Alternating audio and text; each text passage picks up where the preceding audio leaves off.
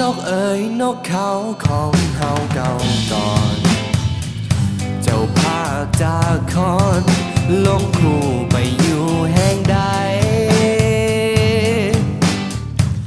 เจ้าถึกล่อลวงติดบ่วงพันหรือผูกสัมพันธ์กับผู้ใหม่ จึงหลงลืมไหลบ่อนเคยสุขสันต์น้องเอ๋ยน้องนางเคยเคียงข้างอยู่ ก่อนเคยเจอสู้พบคู่ใหม่เปลี่ยนแปรพัน เจ้าลืมรถฮักเคยดื่มดังเจ้าลืมน้ำคำเคยยึดมันห่วงอาที่ดานเธอกันจนตาย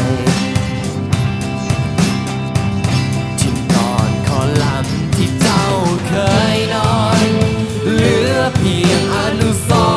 รณ์แห่งความหลังเตือนใจเห็นศาสตร์มอนหางที่นางนุ่มหอมกินเนื้ออุ่นยังจำได้เคยจูบลูบไหลนวลนางโอ้โหน้องเอ๋ยน้องน้อยอายคอยเจ้าอยู่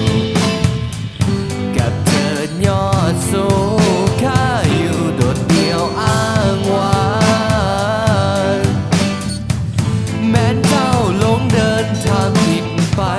จงกลับหัวใจเดินนอกหน้าที่ก่อนคอนหลังยังคอยยังคอยโอ้